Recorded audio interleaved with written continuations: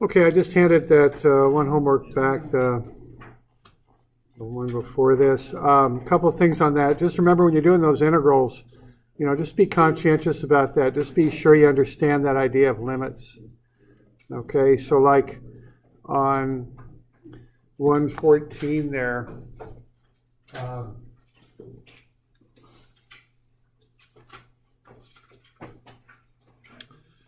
what S on this was, let's see, the velocity was 0.8 when S was 0, I think is how that worked. Is that right? Yeah, okay. So that would have been the limits on 114. Some of you are kind of putting them in after the fact, which, I don't know if you're kind of reverse engineering from the answer on that or not, or maybe not. Maybe you're just looking at it. But just be careful on that. Just be sure you understand that concept, that the starting conditions influence the limits on the integral, okay, however you do it. All right. And then, let's see. The other thing is that projectile problem, part 2. I did want to see some sort of work on that for part 2, not just the answer, but some sort of work. And on these in the future, just get me a screenshot of your solution on your spreadsheet. And also, I just want to kind of reiterate this one, that on one way to do this, now certainly there's other ways to have done it. I mean, although this was kind of a hard one to do analytically. And that's not unusual when you start looking at things and working with things. It's especially when you're out there just kind of working and doing things that aren't real clean and kind of pretty and set up. It's not unusual to have to do some what I call numeric solutions, is the fancy word for it. Sometimes I call it throwing numbers at it till it works, but I think the fancy word for it is a numerical solution. Let's see. Let's try that. Will that work? Maybe. Yeah, here we go. All right. So what I'm doing here on this one, I'm just setting up a place to put the height, a place to put the velocity, and then a place to put the angle. And then, of course, Excel seems to like radians, so I convert the angle into radians. Then what I do, I take the velocity and I just use a little bit of trig. You can see the formulas up there, just cosine and sine of G3 there, which is the angle, times whatever the velocity coming in is. Okay, so that's what's going on there. I'm just breaking it up into vectors. And then I'm using the S equals S0 plus V0t plus 1/2 ACT squared to get the time in the Y direction only. And then once I've got that, I take the time and I just multiply it by the x velocity, which is up here in cell D5, I think. All right. So that's all I'm doing there. It's nothing too fancy, there's no real involved code or anything. And so what I'm doing here, I'm just plugging in different angles until I get the answer I want. Okay. And so it's a valuable concept. I've done this at work before to help model things and understand them. Just set them up, link the equations together as they occur, just like you did in part 1. And then just start throwing numbers into it and see what comes out. And you can wiggle in and get, by wiggling in, I mean kind of shoot high, shoot low. Maybe the fancy word for that is bracketing, So and then figure out what the answer is. So minus 20 looks to be a little short there. If I go 5, that gets me a little long. So I know the answer is between minus 20 and 5. And so I can just start working my way in, maybe 10. Well, it's getting there, but not quite. How about 11? I did something funny to my code here, didn't I? Oh, thank you. There we go. Thanks. So there's minus 11. It's 0.449. You're not going to get too much better than that. Thanks. And then minus 10, 0.4528. So probably closer to minus 11. So minus 10.8. I'm not going to get too much. Don't need to get too much better than that. And that's another little thing to kind of point out here is, we're engineers, we got tolerances, we got things that we look at. We don't have to have the perfect answer. We got to have something that works. And it's a little bit different mentality than you might have as a scientist or a mathematician. You see, I don't know if you remember that unit circle from math where they get all the angles spec'd out in radians, like pi over 3 and pi over 2 and all that. Well, I don't know what pi over 3 is. It doesn't mean anything to me. I mean, it's a symbol with a number under it. Okay. I mean, I know what it is. I'm being a little facetious here, but I need a number. I'm an engineer. I got to cut a piece of steel this long. It's not about pi. Okay. It's about a number that I can give a machinist, and you got to know that and understand that, and and work with it a little bit. That's pretty darn close to 0.45. Okay. And what happens to my costs if I start trying to get exactly 0.45? What happens to my costs as an engineer? They start going way up, and it's not a linear relationship, it's exponential. If you start to have to hit this just perfectly, your costs just go out the roof, okay? And you can't afford that. So you got a certain bracket, and there's different words for that. It's called tolerancing in when you do make machine parts and stuff like that. But just understand that, okay? We got a place where it's good enough, and so I think that's plenty good enough. So I think 10.8 would be fine on that. I think 11 would be pretty good too. That's fine, okay. And then the other, oops, I don't want to do that. Undo. No, we don't want to do that. 11 would have been fine too, okay. I think I said nearest degree, and that's good, okay. And then the other thing was I did need to see some sort of work. I don't know what happened there. I don't think I want to save this. I don't know what I did, but.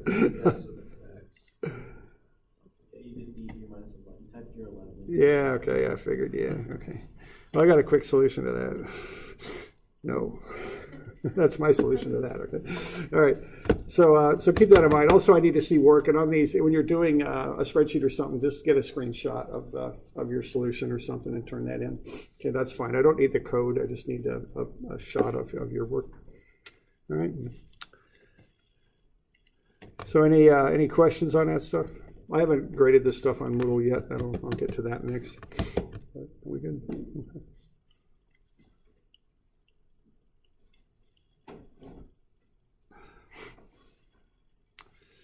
Now let's see. I gotta go find that, don't I? All right. So we did this in class. This isn't in your book or anything. It's just a little sketch, and we just wanted to come up with the acceleration of the block. And it's a fairly simple problem. It's just F equals ma. The one thing you want to remember, or a number of things, but one thing is to get that weight converted into mass. Weight and mass are not the same thing, and we use mass when we do this stuff. So in the English system, mass is 9.32 slugs. So the way I like to do that is I use F equals ma. I call the left-hand side of the equation the F side, the static side. That's where the forces and the weights go. I call it the static side because that's the side where you would put the stuff that you do statics with, the forces and weights. Now in statics, sum of F is 0, but in dynamics it's not. So I call the right-hand side the dynamic side. That gets the masses and accelerations, and then you watch your signs. That's how I approach these. All right. So on this one, I got F is 80 pounds, mass is 9.32, and I don't know the A, so I can just put the 80 pounds on the left and the 9.32A on the right and solve for A. It's 8.59 feet per second squared. Okay. So that's what I got going on there.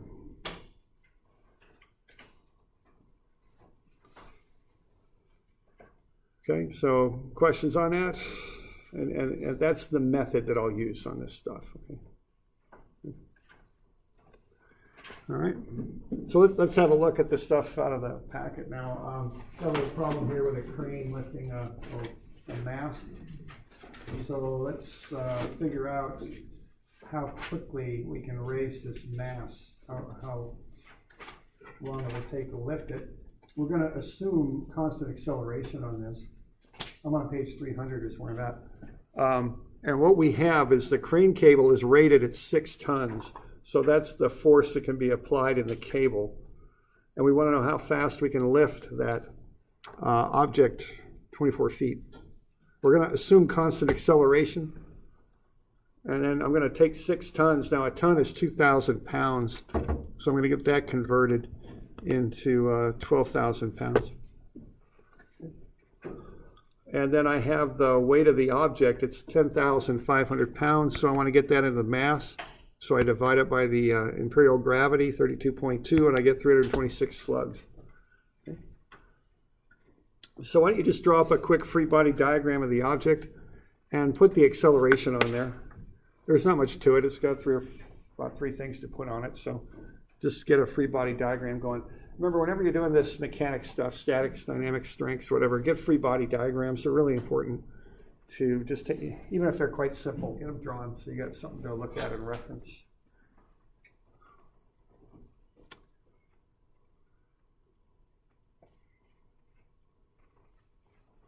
So what we're going to try and find here is the acceleration that we can give to the object.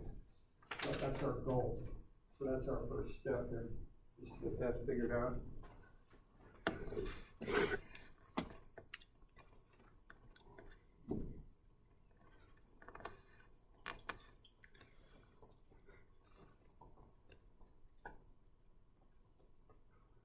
All right. So what do we got? We got the tension of the cable going up. Okay, that's the force, right? And that's going up. And then we got the weight. And that's going down. And then what else do we got? When I'm doing dynamics free body diagrams, I put accelerations on there, okay? So nothing much to it, that's it, okay? The cable pulling up, the weight going the other direction, and the acceleration. That's the free body diagram.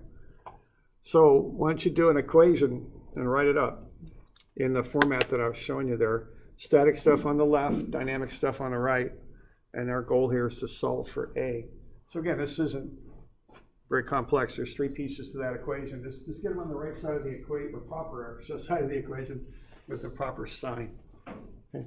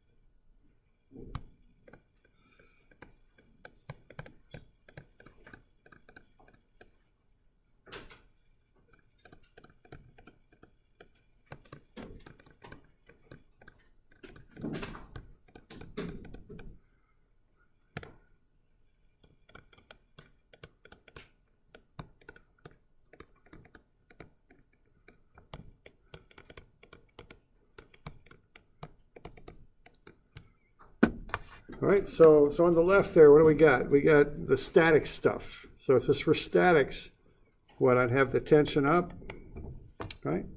And then I have the weight down. That's all we got to that. And on the right now, but what changes now is on the right-hand side. Now instead of sum of F is 0, I got sum of F as MA. So the mass is 326.1 slugs. And then the acceleration is the unknown. Right? So that's how I'd set that up.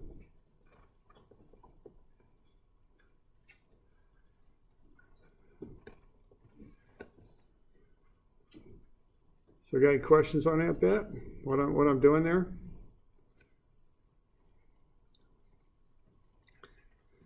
And the other thing here is I got that drawn, you know, I kind of don't think about it much more than that. I just analyze that free body diagram. The tension's up, the weight's down, so that's T minus 10,500 on the left, because those are forces and weights, and then MA's on the right, and it's up. And that's really all I'm thinking about to generate that equation now. Okay. So we got any questions? We good? All right. And then I just have to go through the mechanics of solving it. So 12,000 minus 10.5. Whoops. I'm sorry, I screwed that up a little bit. Here. I know what the tension is. The tension is the maximum force I can apply in the cable. So that's 12,000. I'm sorry, I didn't get that incorporated there. But that should be there. See, I want to find the fastest I can lift this thing. So the fastest I can lift this thing is to push the cable to its maximum rating, which is 12,000 pounds. So there you go. So that's 12,000 pounds. Okay. And that's going to allow me to solve for A, because that gets me down to one unknown, which is A. Okay. So 12,000 pounds minus 10,500. And that's going to be 326.1 slugs times A. Right. And then I can solve for A. It's 4.6 feet per second squared. You doing all right with that? Got any questions on that then? Yeah. Where did the 2,000 come from to get the 12,000 back? A ton is 2,000 pounds. So we got 6-ton rating.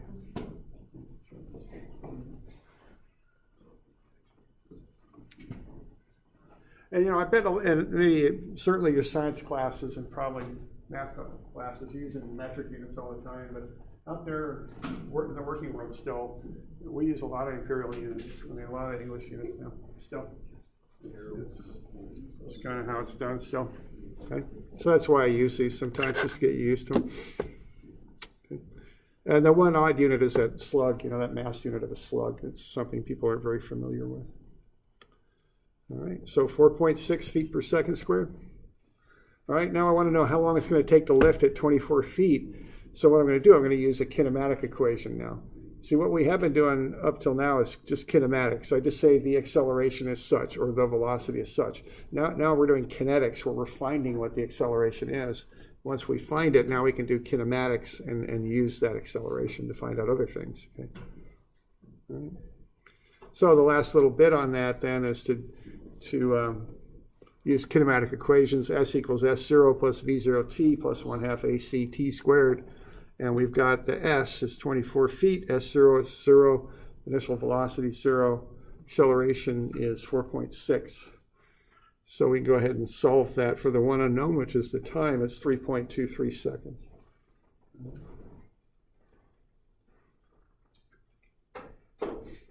So we're doing all right with that?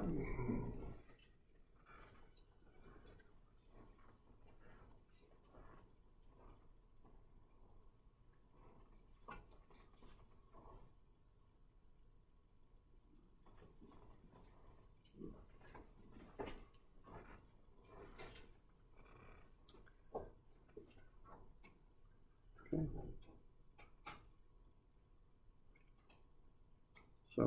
So that's just, we had to do the step of finding the acceleration before we could run that equation. That's all.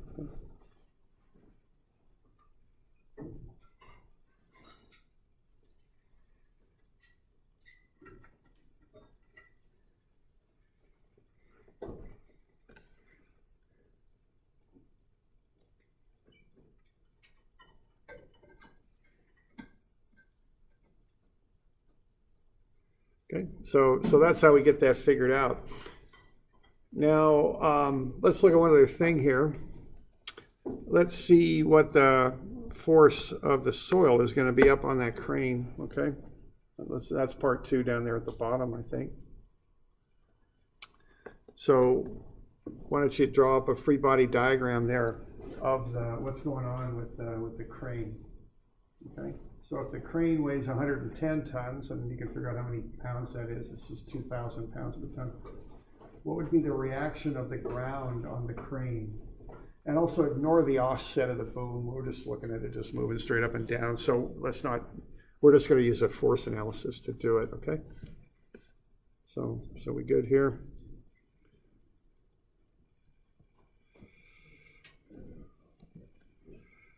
All right.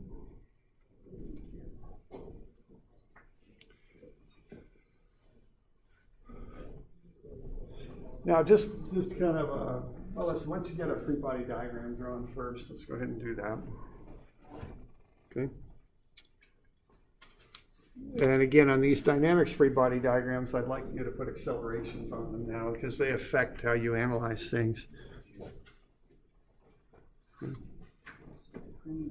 So y'all got something going with that? Straightforward free body diagram.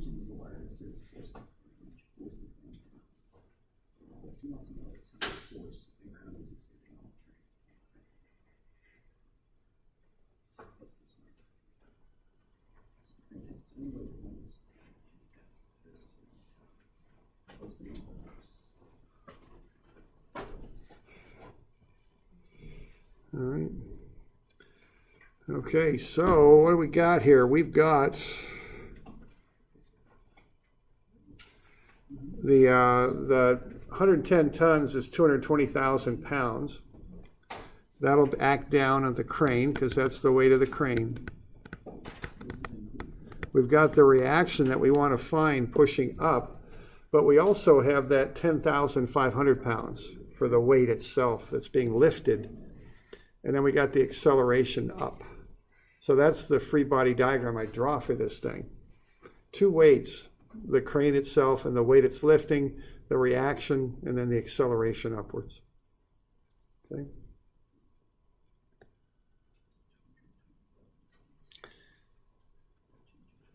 All right, now let's see what we can do to analyze this, okay? Because, and let's kind of look at an analogy here to maybe help us with this. So we all got that. Let's say I'm going to go into my bathroom scale and I weigh 180 pounds. So let's say I got 2 gallons of milk in my hand, one in either hand. A gallon of milk weighs a little bit more than 8 pounds. We'll just call it 8 pounds. So if I look at that, you know, what I'm going to do here, you know, on the left, I got a statics problem, okay? You know, that's just sum of Fy is 0, and that's the reaction. Minus 8 minus 180 minus 8. So the scale reading is going to be 196 pounds. That's the reaction. Okay? It's just combined weights. That's all it is. Now, what if I take those gallons of milk and pull them up, accelerate them up, lift them? What's going to happen to that scale reading? Is it going to go, is it going to stay at 196? Is it going to go up or is it going to go down? What's it going to do? If I lift the milk? Less? Okay. We got a less. So let's see, less than like that. Okay. How about if I drop the milk? What's going to happen?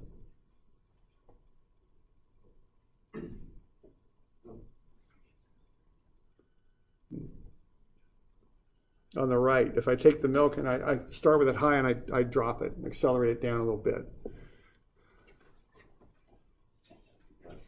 Less? Okay.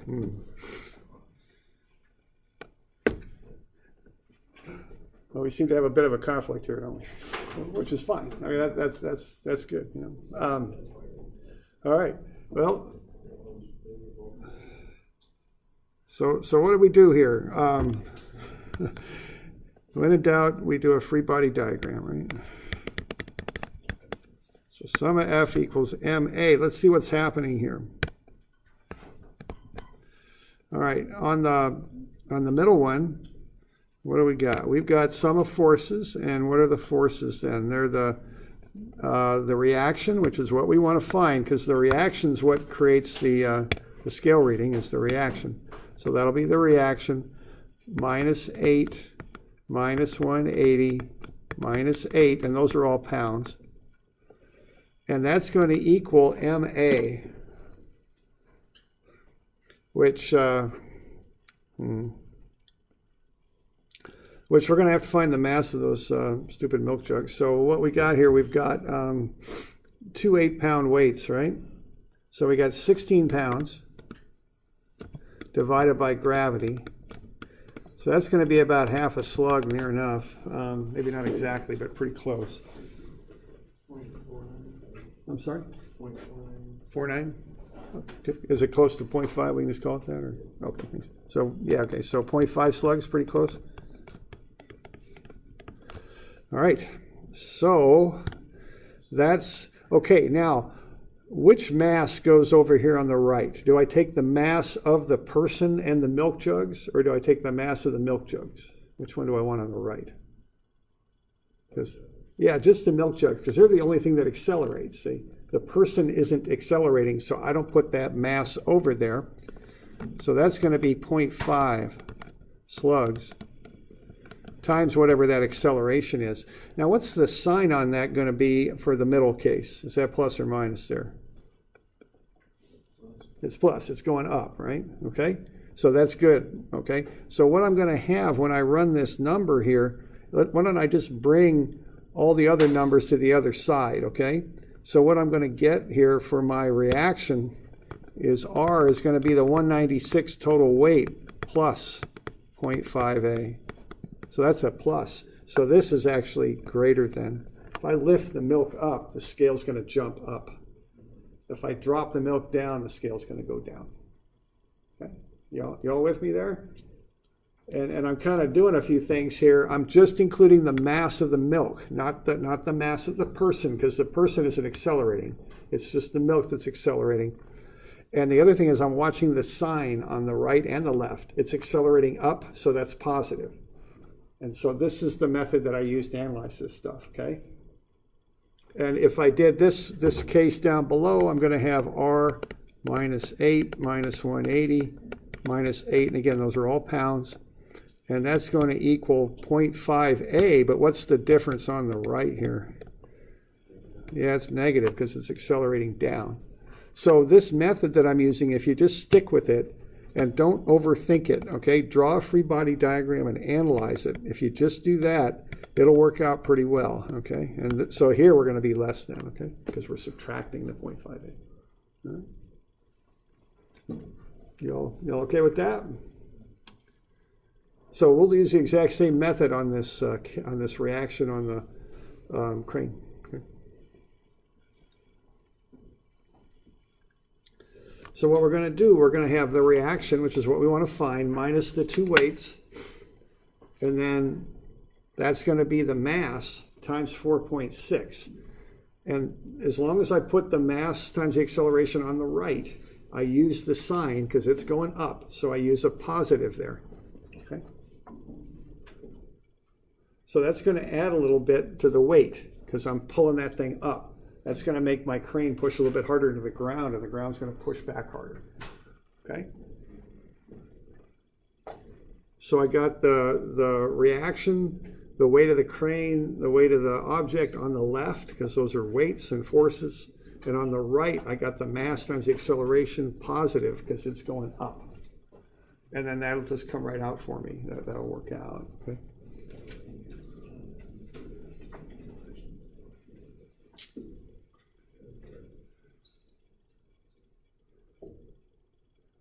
So we doing all right with that?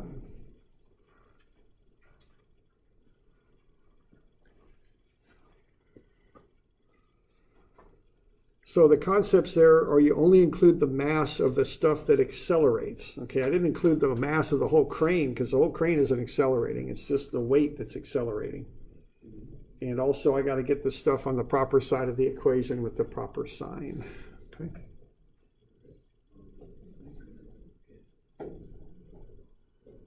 Okay. So that's kind of the concepts there. We got any questions on that? We good? We good on that?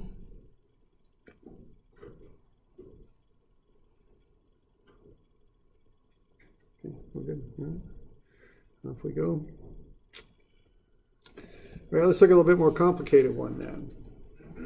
Let's get a couple blocks, cable, they're joined with and they run over a frictionless small pulley, okay? So we're just, all that pulley serves to do is to redirect the tension in the cable. Let's look at this. How much mass there at A will it take to just start this system moving? Okay. So what I'm going to do here, I'm going to do a bit of analysis, and I've done this for you already. Now what we've got there is for block A, the weight of A will be the gravity. I'm in metrics, so it'll be 9.81 times whatever the mass of A is. So that's what's going on here. The weight of A is just 9.81 times the mass. Okay, I'm going to draw a free body diagram of that thing. So there you go. Okay, the weight down, the tension in the cable up. That's how I have that drawn. And then I want a free body diagram of this block right here. All right, now what I've got there is 9 kilograms is the mass of block B times gravity gets me 88.3 newtons. Now what I want to do is take that force and break it up into components, normal to the ramp and parallel to the ramp. So what I've got going on there is I've got this weight down, and that's 88.3, but I want to break that up into components here. Now what I've got is kind of a little bit of a ramp relationship there, where the weight is going to make a 17-degree angle with a line normal to the ramp. So that's how what I'm basing my trigonometry on here. All right, and if you look at that, the geometry of that works out like this, because I've got a 17-degree ramp, and I've got a right triangle right there. Then I've got the weight, which acts straight down. So, let's see here.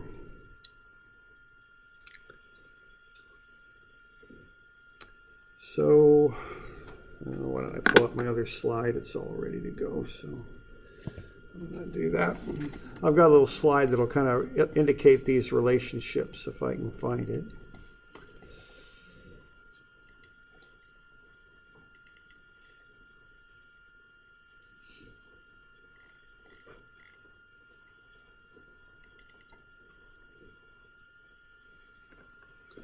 There it is. All right, so that's a right triangle there with the ramp. So if this is 17, which I've got a little bit different numbers, but if that 34 was 17 instead, and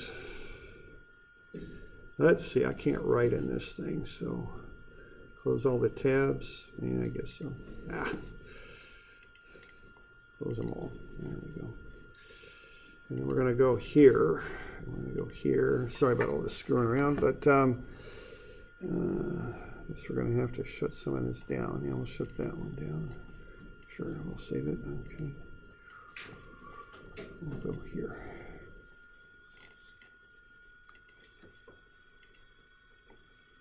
There we go.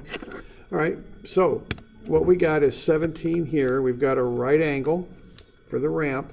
This is going to be 90 minus 17, which should be 73 degrees. Now by opposite angles, that makes this 73 degrees. And then 90 minus 73 will get me back to 17 right up in here. Okay. So what I'm going to have for this component of the weight that's normal to the ramp is cosine of 17 times the weight. And then I'll also have a component of the weight going that way, which is the same line as I've got here. That's opposite the 17-degree angle, so that'll be sine of 17 times the weight. Okay. So what I'm doing here is I'm taking the weight, which acts straight down on account of gravity, and that's that thicker green line, and I'm breaking it up into components parallel and normal to the ramp.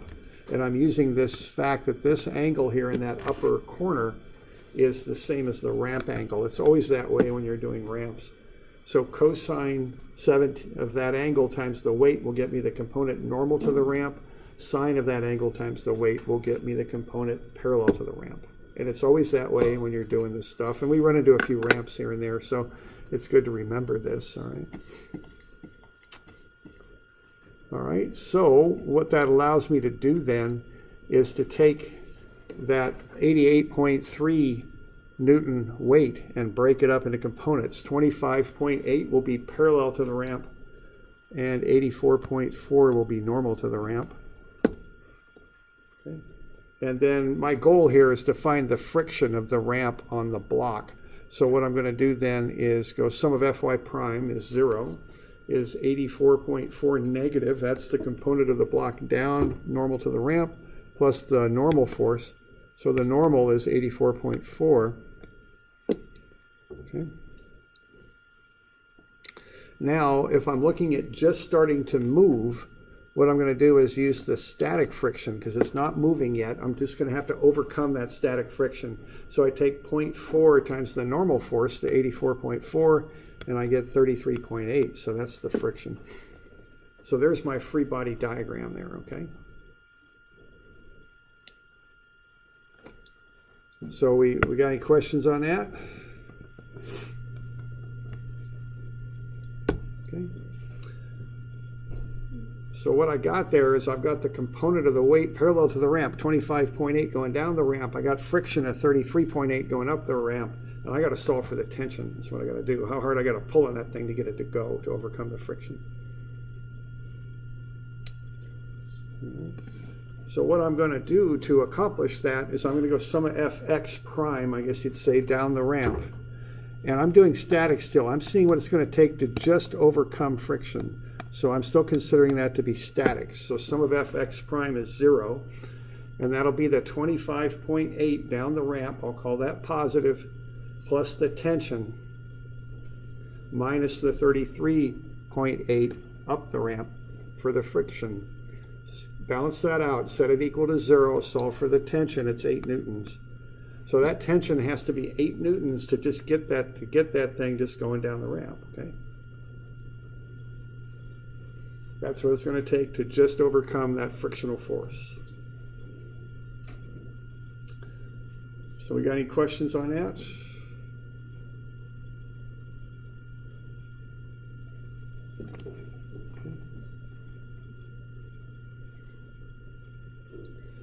All right. So we can put that tension over here on the block. That's 8 newtons. Now I can solve for the mass, because I'm just looking at statics here is really all I'm doing, because I'm finding that threshold that I need to kind of achieve to get the thing to move. So I can say sum of Fy is 0, so 8 newtons up minus the 9.81 mass down is 0.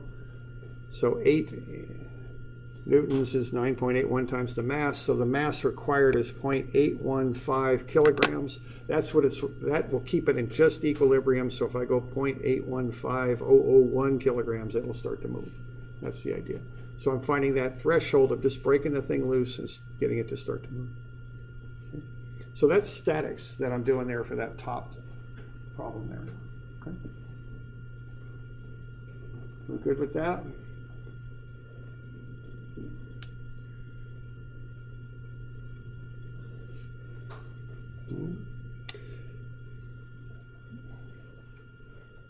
Now the next thing to do here is to see what it's going to take to make it accelerate at 2 meters per second squared. And I'm going to use a similar approach, and that's why I did this, because I want to set it up with statics, if you remember that from statics. So that's what I'm doing there. Now I want to go into dynamics, okay? And see, the deal is it's going to be the same thing, except they're not equal to 0 anymore. Now they're equal to MA. That's the idea here, okay? So what I've got here, if I do dynamics for part 2, is I've got a little different coefficient of friction, because now I'm looking at not static friction, but kinematic friction, or kinetic friction, what it takes to make the thing move. When it starts moving, you got a slightly different coefficient of friction than when it isn't. So I got a little different force of friction. It's 30.4 instead of the one I had before. All right. All right, so now I'm going to set up the same equation, though. It's the same thing, except the right-hand side of the equation changes. It's not sum of fx prime is 0. It's sum of fx prime is max. Okay, that's the deal, max prime. So I got 25.8, which is the component of the weight of the block down the ramp. I got plus the tension minus the slightly different friction. It's 30.4 this time. But it doesn't equal 0 now. Now it equals 9 kilograms times 2 meters per second squared down the ramp. So that's positive. So the tension minus 4.6 is 18 now. Now if you're in standard units, you don't have to worry about the newtons and the mass times acceleration matching. They work out, so you don't need to do all that dimensional analysis. The left-hand side is newtons, the right-hand side is kilogram meter per second squared, which is equivalent to a newton, so that'll all be fine. So I got T minus 4.6 is 18. I'll solve for the tension. It's 22.6 newtons. That's the tension that's required to make that thing go at 2 meters per second squared and have that acceleration.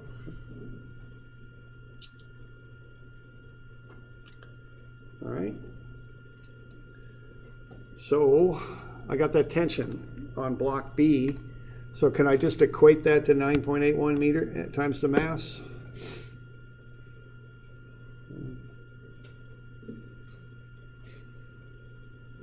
Yeah, really not. Okay. The reason is, you know, in the statics example, I could. You know, I just set that tension of 8, and I just equated that basically to 9.81 times the mass. But see, on the statics, the acceleration is 0.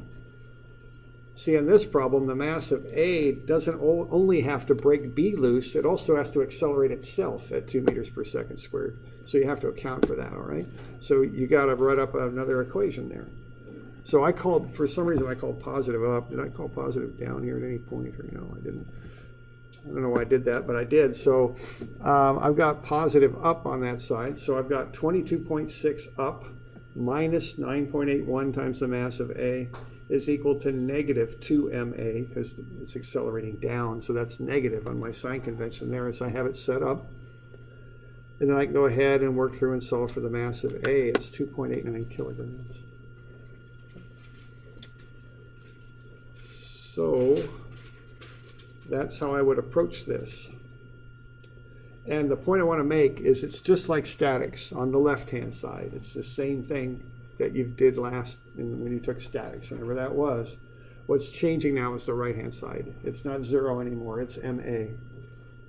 So just put the masses and accelerations on the right and include the proper sign, and things will work out. Okay.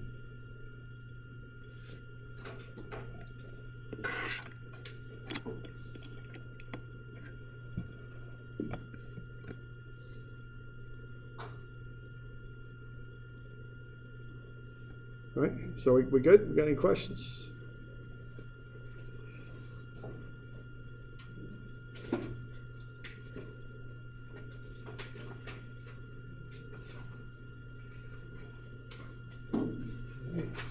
Get a couple of these to do. 181 and 182, those will be due Wednesday. We don't have school on Monday, all right? So on Tuesday we'll cover these.